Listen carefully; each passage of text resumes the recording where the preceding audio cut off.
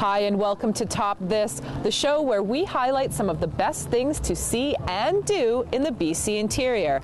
I'm your host, Christina Krichkowski, and this week we're sampling some of the best locally produced food from around our region.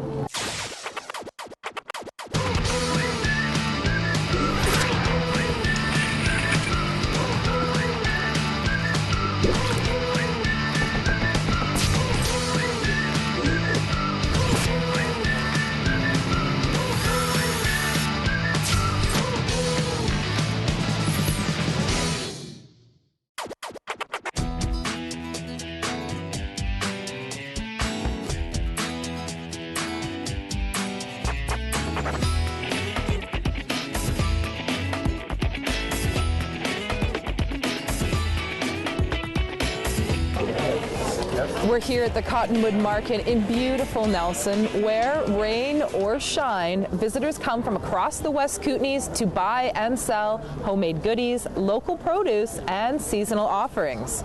We're going to get the chance to sample some delectable delights from Prince George, Chilliwack, and the Okanagan. But first, it's sweet, sticky, and 100% locally produced. Let's head over to Kamloops, where Sam Numpson has found a treat that has locals buzzing. Sam?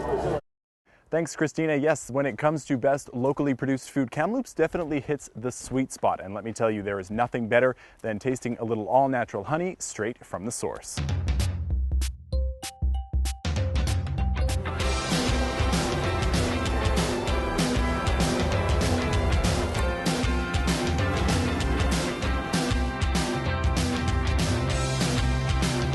So what makes this honey the best of BC, really?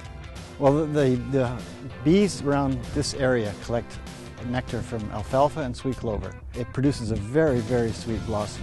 Together with the hot summers we get here in Kamloops, makes this honey the best in BC. To keep bees is a labor of love. Frank has been raising honeybees and making honey for 15 years. If there's someone who knows his stuff, it's him. The bee flies out and it sees these beautiful flowers.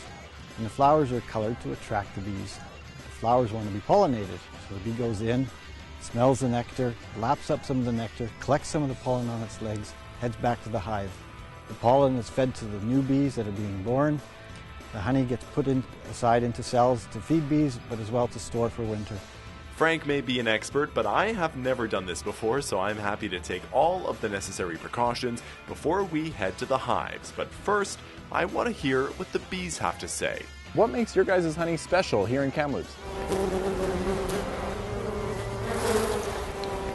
Wow, very specific. I have no idea how you knew that, but let's see if that's true. There's an inner cover. Protects them a bit. I'll just give them a little bit of smoke. There's a few drones and there's only one queen. One queen to rule them all. Do you want to feel how heavy that is? How many bees do you think I'm holding now?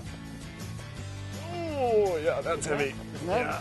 That's all honey. Ooh, that's a heavy one in there. The bees deposit the nectar in the honeycombs in these frames. You can make out the glistening inside. The cells is the raw honey. Wow. At first it's just nectar, which has got a high water content. Right. So what they do is they process it by evaporating the water off. And once the water or the honey's at less than 20% moisture content, they'll put a cap on it. The bees have done their job. As you can see, this frame is full of honey. It's now off to the extraction room to see what's next. Okay, Sam, your turn. Okay. Oh, it's sticky. I guess that's to be expected. Sticky stuff. Okay. And just scrape from the top down like this? Yeah, not too hard, just lightly. Just scratch all that capping so that the honey's exposed. Like that? Yeah. That's enough there. He's doing a great job, yeah. He hasn't pushed that comb through the frame yet. Not yet. Not yet. The honey drips off the frames and then the frames are spun to get the rest of the honey off. The last frame goes in, and then we're ready to extract it. Into the centrifuge. Awesome. All right, I'll fire up the motor. And we'll start the clutch. Here we go. And then pretty soon you'll see the honey being flung out against the walls. Away it goes. and the honey drips down to the bottom and out the thing. And then the honey is spun off, and then you have, I guess, a clarified honey. Yes, it's clarified both through gravity and through a filter bag, and then it goes directly into the bottle. Look at that golden color.